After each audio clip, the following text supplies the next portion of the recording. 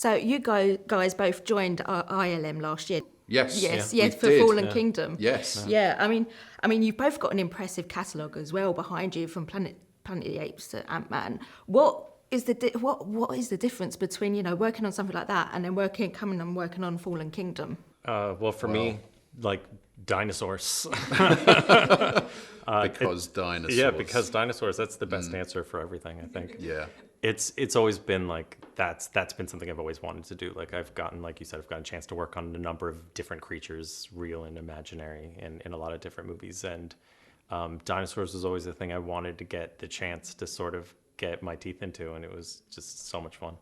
Oh, and the franchise, the Jurassic Park, heritage is so strong that it's such a fantastic opportunity to be involved in this film. Has it been like quite a difficult transition, like coming onto, say, a franchise like you said, it's been established for so many years? It is. There's an expectation there, you know, from the fans of these films, and you don't want to disappoint on that. You want to kind of live up to their hopes for what this movie is going to be. So it is.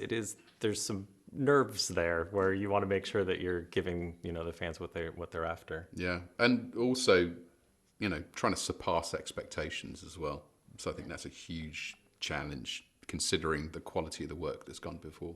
Yeah, I was going to say there's more, say, newer characters, and it's, you know, it's a bigger world this time round.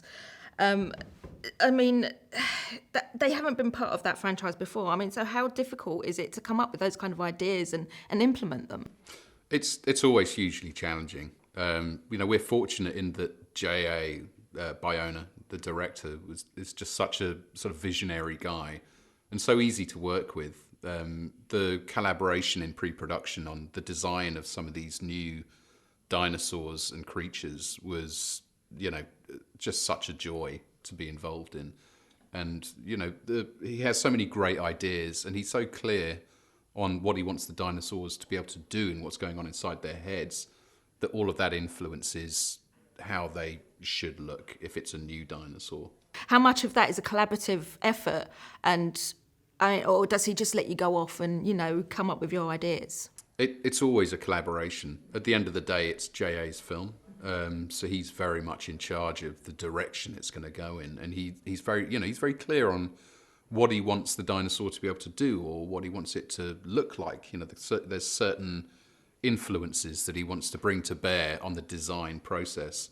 But in terms of the actual design in itself, then there's very much an expectation that, you know, we're going to provide him with the answer to his creative questions. So that's our part. And there was a lot of just trust and faith on Jay's side for our team, in being able to sort of realize these dinosaurs for him, and that was great. Like that, that amount of confidence in the work that we were doing for him really was.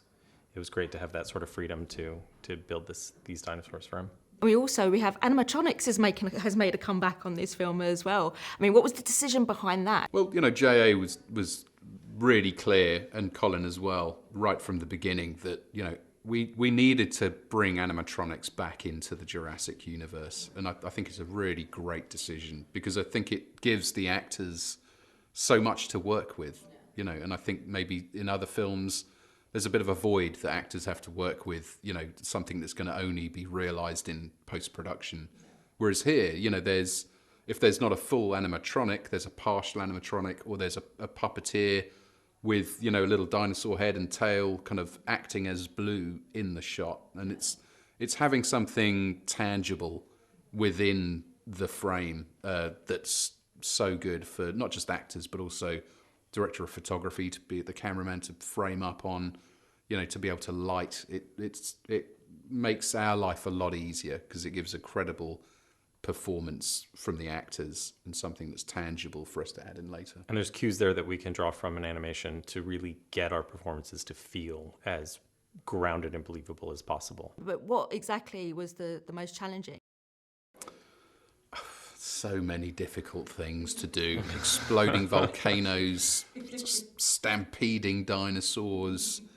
You know, but I mean, I think also kind of the little tight performance pieces towards the end are hugely challenging, Really challenging from a performance aspect. You know, the kind of sense of claustrophobia that JA is trying to evoke. And so it's not always the big epic pieces that are, I mean, they're really tough in their own right, but the challenges that are a bit more about performance and, you know, keeping it grounded, I think that's seriously challenging, that stuff. But I think ultimately, personally, from my own personal, you know, top 10 of difficult things to do on the project, I think the gyrosphere sequence submerging under the water was incredibly challenging. Look, so we had a tour earlier on and we saw that and it was like, wow, was it 5 weeks to film that? Yes. It's like, wow. Yes. And it's kind of, you know, a single shot that's comprised of probably about 7 or 8, you know, individual pieces of performance and stitched together. Ladies and gentlemen, you're watching Hey You Guys! Hey You Guys, huh? Hey, you guys. Is that from the Goonies? It is indeed, yeah. Nice. Hey,